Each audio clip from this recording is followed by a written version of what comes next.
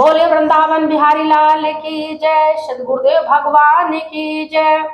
तो आगे से सुखदेव जी महाराज कथा का वर्णन करते हुए राजा परीक्षित से कहते हैं कि हे राजन, अनर्थ देश के एक राजा थे जिनका नाम था रैवत और उनकी पुत्री का नाम था रेवती।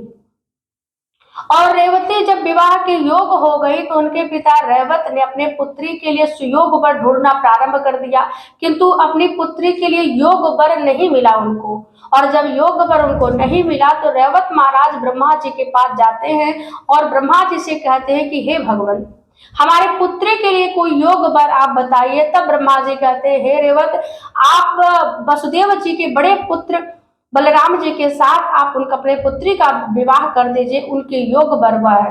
तब रैवत महाराज ने अपने पुत्री का विवाह रेवती का बलराम जी के साथ संपन्न कराते हैं।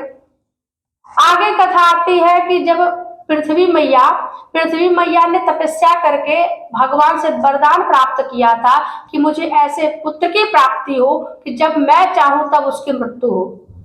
भगवान ने उनको आशीर्वाद दिया, वरदान दिया, तो भूमि से एक भौमासुर नामक दैत्य उत्पन्न हुआ जो अत्याचारी था और उसके पास एक दोष भी आ गया था। दोष क्या कि 20,000 कन्याओं के साथ वह विवाह करना चाहता था और वह अपने कारागार में 16,100 कन्याओं को बंदी बना करके रखा था।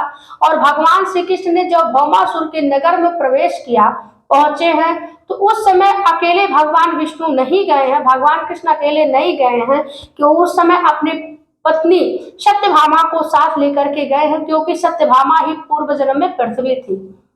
और जब देखती है सत्यभामा के भगवान श्री कृष्ण के साथ घोर युद्ध होता है।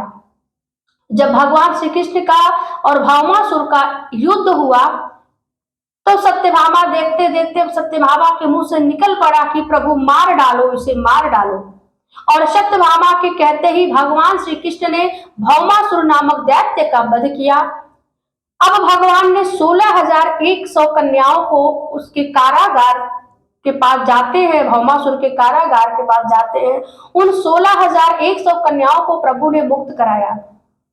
और जब उन कन्याओं के पास भगवान श्री कृष्ण गए तो कन्याएं भगवान से, कारागार में जो कन्याएं बंद थी, भगवान कृष्ण से प्रार्थना करती हैं कि हे भगवान, हम सभी लोग कारागार में अवश्य बंद थे, परंतु हे भगवान, विधाता से हमारा यही प्रार्थना था कि कृष्ण हमें पति के रूप में प्राप्त हो।